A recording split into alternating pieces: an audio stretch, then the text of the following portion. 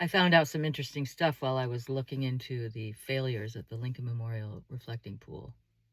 Interesting stuff. I'm obviously no expert, but I do seek out and trust expert opinions.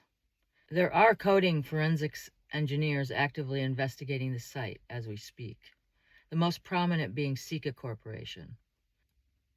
Sika Corporation is globally respected. They're a multi-billion-dollar specialty chemical and materials company. They specialize in sealing, bonding, and reinforcing concrete. They're out of Switzerland. According to federal contract summaries and investigative reports, the Trump administration originally approached Sika Corporation to execute the 2026 polyurea liner project. However, Sika Corporation officially declined the project, explicitly deeming the aggressive timeline and perimeters unfeasible. Industry veterans from Sika Corporation, the very company trusted to rehabilitate the pool in 2012, refused to participate because they determined that it was technically unfeasible to successfully seal 2.5 miles of submerged concrete expansion joints under the rushed fast-track timeline. You see, these massive concrete slabs must constantly flex, expand, and contract. Sika actually suggested placing a metal overlay on top of the joints before coating them, but warned that as concrete naturally shifted underwater, it would disrupt the blue finish.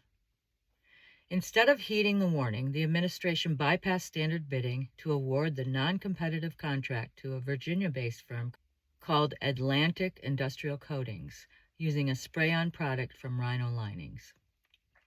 To top it all off, just days after the coating was applied, a multi-ton armored motorcade, as we've all seen, was driven directly across the empty basin floor. Tim Auerhahn, a pool infrastructure expert and chairman of the Aquatic Council, warned that driving a heavy convoy over the pool introduces extreme point load weight directly on those notoriously fragile concrete joints.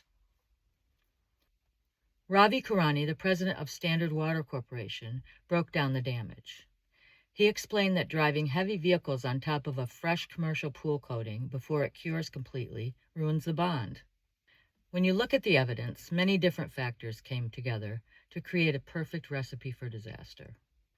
The hurried schedule meant forcing a truck bed liner product onto moving joints. The heavy motorcade broke the bond and left micro fractures in the sealants. The dark American blue color acted as a heat sink, cooking the water and triggering a massive algae bloom. And then, a high concentration of hydrogen peroxide was dumped in to fight the algae, and it acted as a paint stripper. Don't take it from me. Site experts and coating forensics engineers are pointing to this exact combination of blunders as the reason for the total lack of adherence of this coating. Ranking Member Representative Robert Garcia and congressional investigators say that this is what happens when you bypass critical engineering safeguards through non-competitive contracts to hit a political deadline.